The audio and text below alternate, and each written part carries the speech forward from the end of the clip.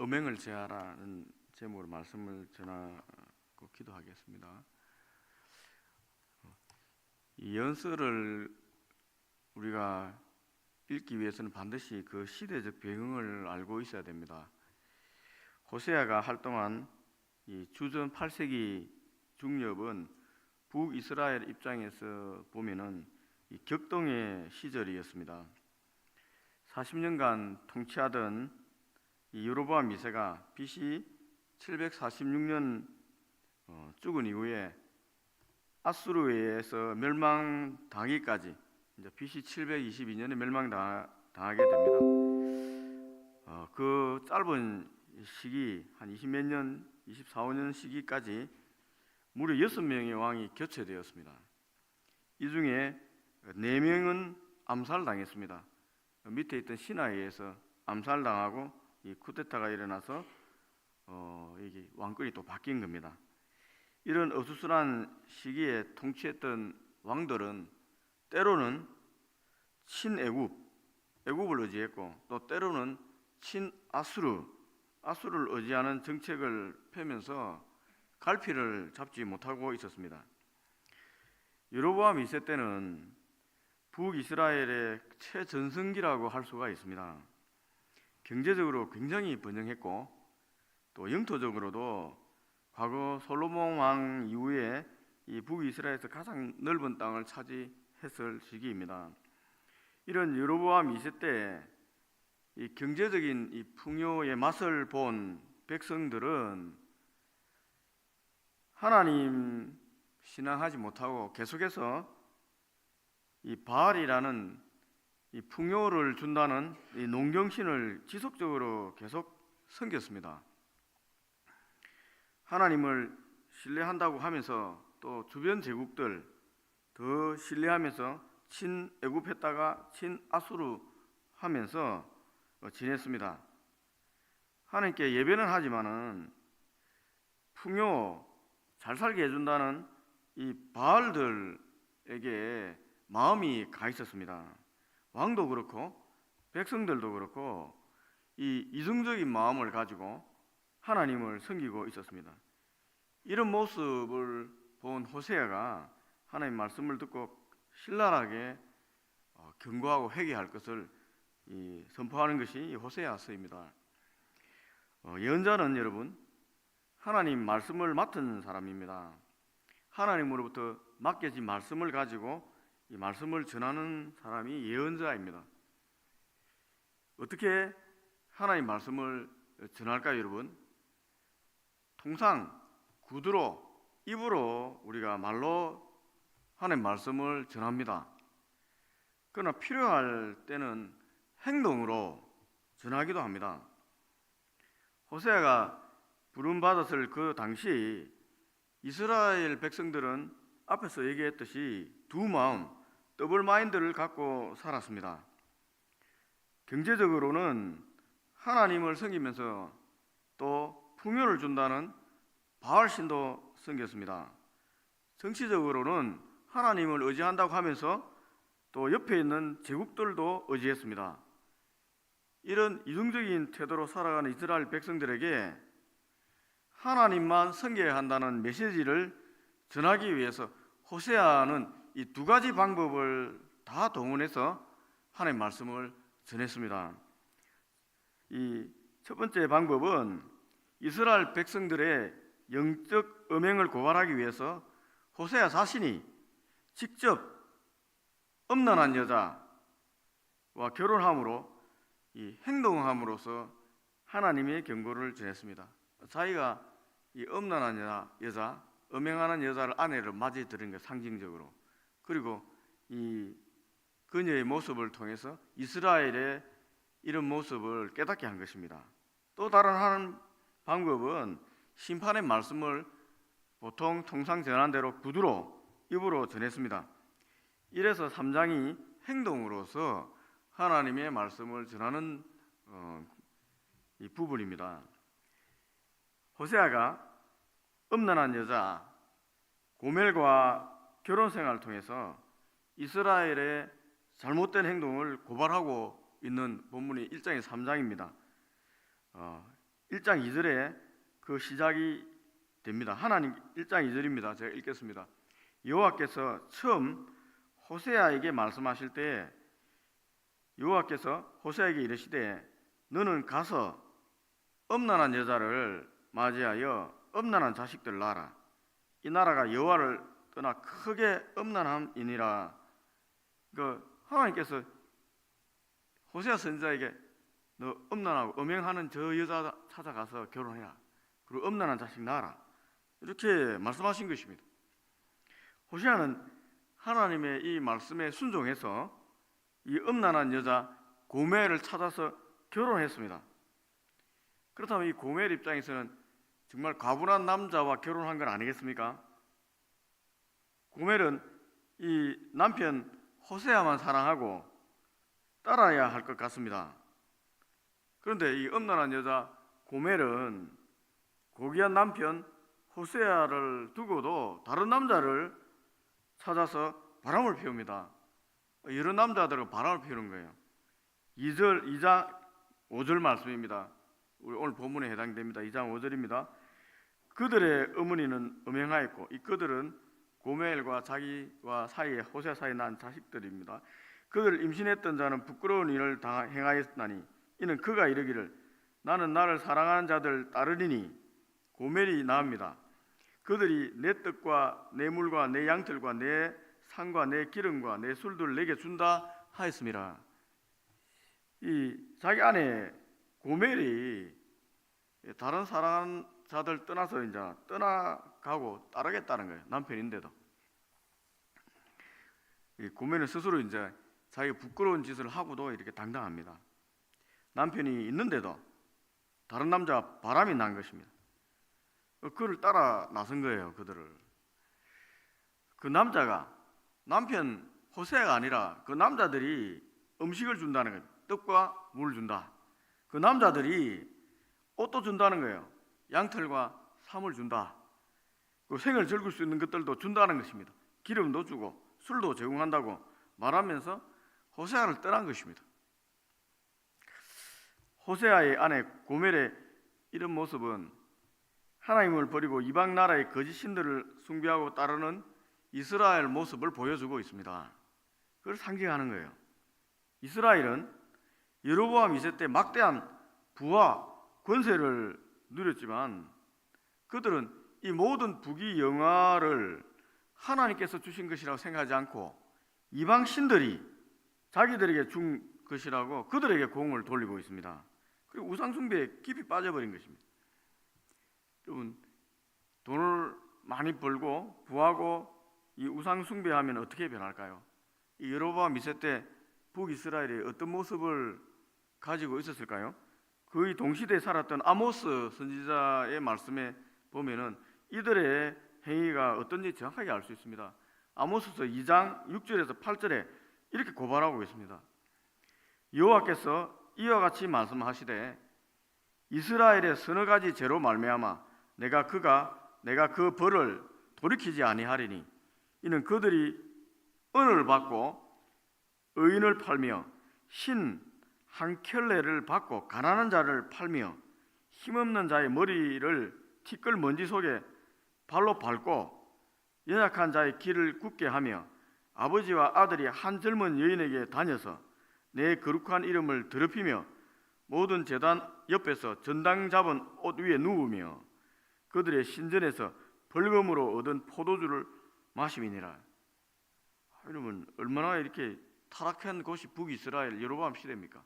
여로보암 2세 시대입니다. 가장 최정성기에 이런 일이 막 벌어진 거예요. 여러분, 신발 한 켤레 값이라 하면은 어느 정도 하겠습니까? 요즘 10만 원이면 웬만한 건 안 사겠습니까? 뭐 나이키 아주 좋은 거라 해도 한 20만 원 정도 하겠습니다. 한 20만 원 정도의 이 빚을 못 갚으면은 이 사람을 사업하는 거예요. 여기서 사업하는 사람은 여자 소녀를 이렇게 보통 뜻하는 단어가 사용되었습니다. 결국은 빚을 이제 못 팔면 최초의 빚진 자의 자식들을 빼앗아 팔아버린다는 거예요. 어린 여아를 판다는 이유는 뭡니까? 이게 성적으로 이 더럽힘이 팔나는 거예요. 얼마나 이렇게 악한 짓을 하는 것입니까? 가난한 자의 머리를 티끌로 밟고 지나가는 것입니다. 그리고 한 젊은 여자에게 아버지와 아들이 같이 들어간다는 거예요. 더럽힌다는 것입니다. 이는 이방 신전에, 이 바알 신전에 있는 창기들과 이 아버지도 가서 몸을 섞고 자식도 가서 몸을 섞는다는 것입니다.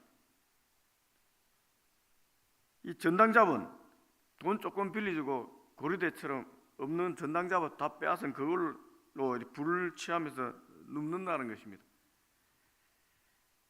포도주도 취하고 이방 신전에 주는 포도주에 취해 있습니다.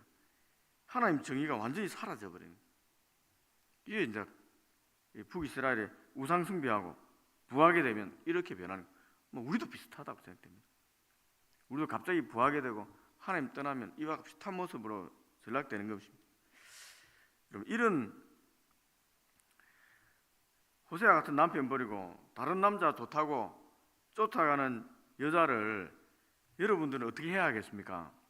여러분 어떻게 하겠습니까? 여러분 같으면 여러분이 호세아 입장이라면 아내가 자기 버리고 다른 남자 좋다고 쫓아다닙니다. 율법대로 끌고 가서 돌로 치든지 아니면 그런 여자 버리고 다시는 찾지 않는 것이 정상입니다. 내 싫다고 떠났는데 왜 다시 찾겠습니까? 그런데 우리 하나님은 정말 이상합니다. 그렇게 하지 않았습니다. 6절을 보십시오. 그러므로 내가 가시로 그 길을 막으며 담을 사 그로 그 길을 찾지 못하게 한다 하리니, 이 다른 남 찾지 못하게 막아서겠다는 거예요. 가시와 담으로 막는다는 것입니다. 이 가시 나무에 찔리면 아프지 않습니까? 담은 우리의 앞길을 막는 것입니다. 가시와 담을 만나면 견디기 어려운 고통을 느끼고 또 이 환난을 겪게 됩니다. 그러니까 가시와 담은 고통과 환난을 상징하는 것입니다. 하나님은 이스라엘과 이방 나라의 음란한 관계를 끊기 위해서 환난을 보내서 막아서겠다는 거예요. 어떤 환난이겠습니까? 전쟁입니다. 또 기근입니다. 또 노예 생활 같은 심한 고통을 주는 것입니다.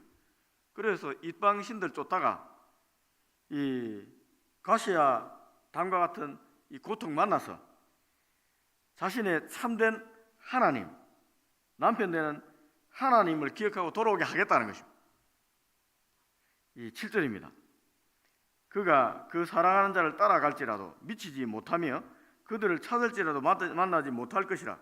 그제야 그가 이르기를 내가 본 남편에게 돌아가리니 그때 내 형편이 지금보다 나았습니다. 이제 가시와 담을 보내서 환난을 줘서 이 원래 남편 대신 하나님 기억하고 그때 하나님 섬기는 게 더 좋았겠다 해서 돌아오게 만들겠다는 것입니다. 우리 하나님께서 하시겠다는 거예요.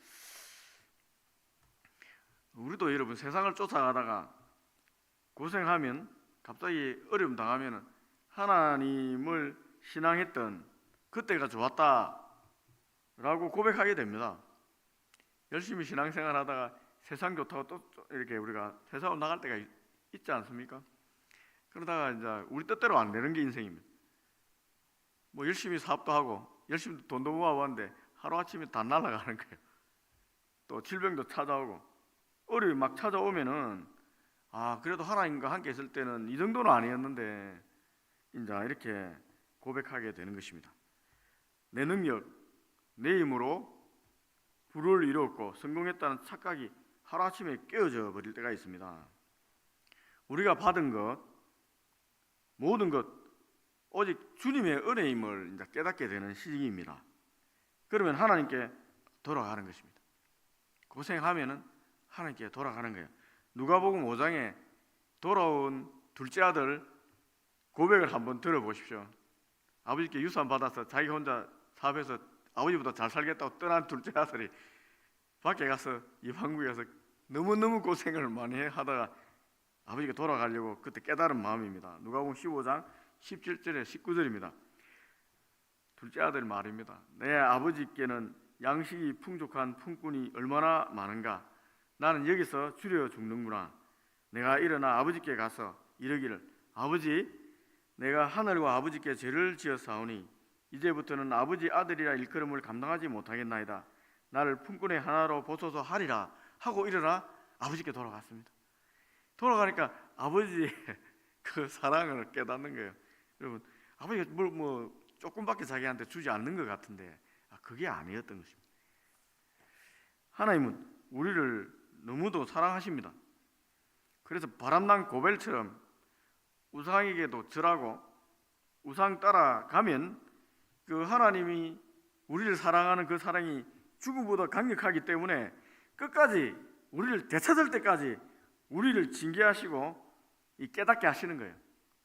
여러분 사랑은 이 죽음보다 강하다고 하지 않습니까? 아가서에 보면 그게 하나님 사랑이에요. 하나님은 질투한다고까지 하셨습니다. 출애굽기 24장에 보면은 우리를 사랑하고 질투까지 한 하나님이 가만히 있겠습니까?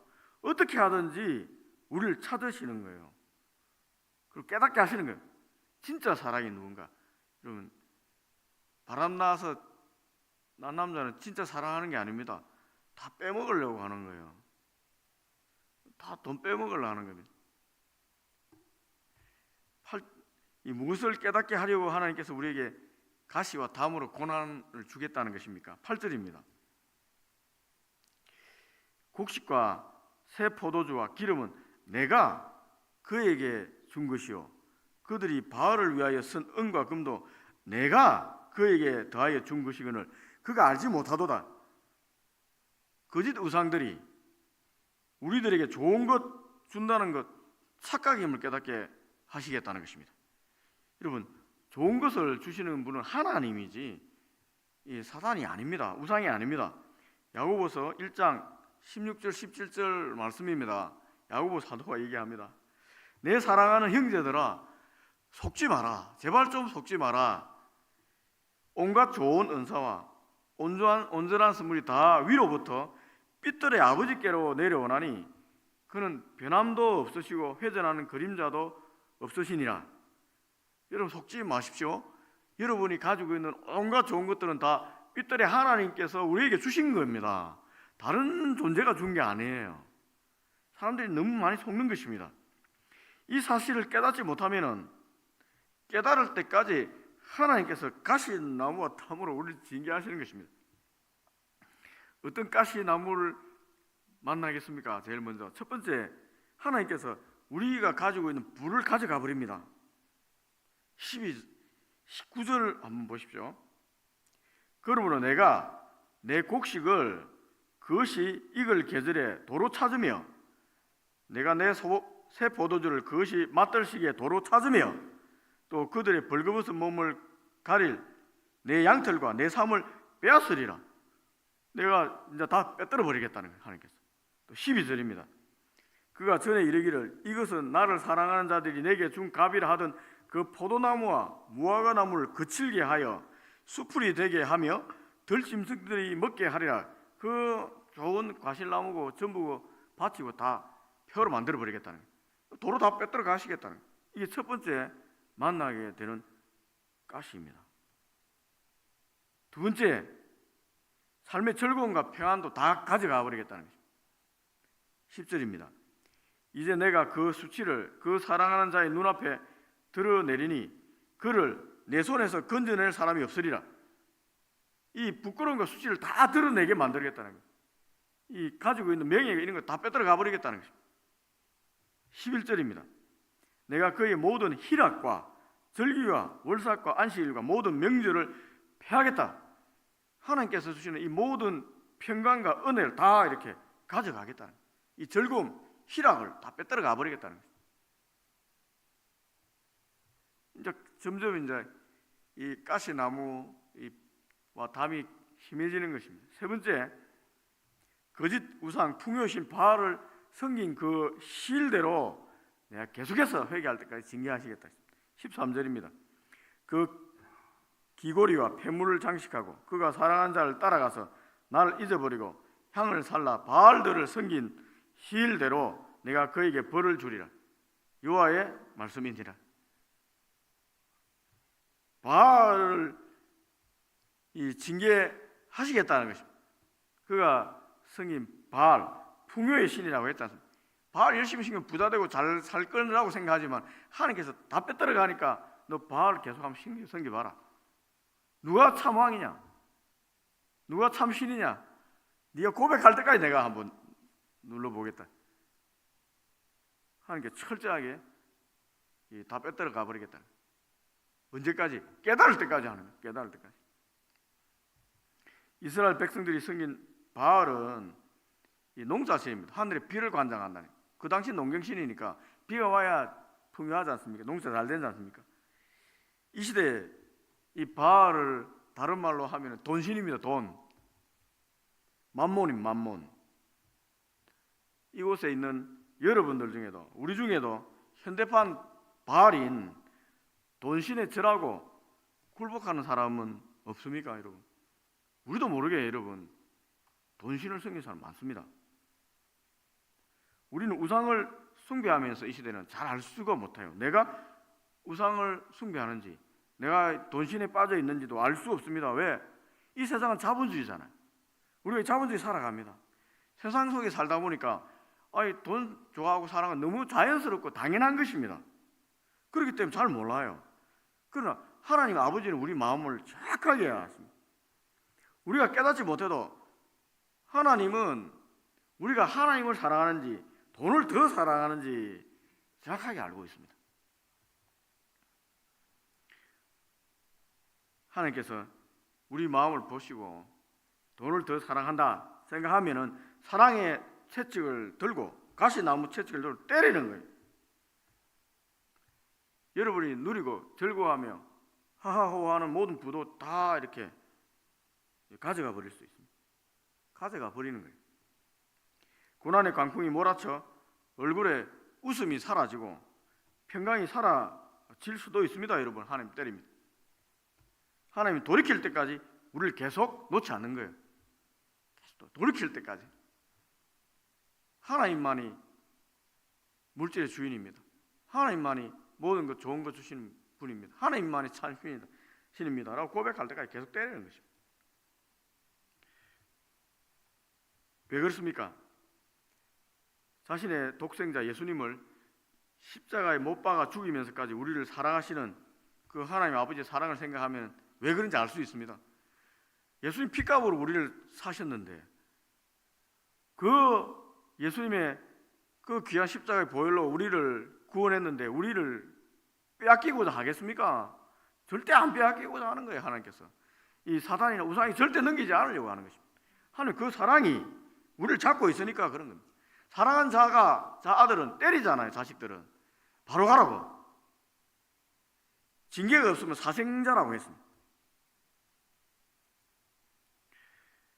하나님께 돌아가야 됩니다. 새벽에 우리의 삶을 되돌아보고 우리가 이중 마음으로 더블 마인드로 재물도 섬기고 하나님도 섬기는 것 아닌지 살펴보고 만약 그런 생각이 든다면 회개하면 좋겠습니다. 회개하면 하나님께서 용서하십니다.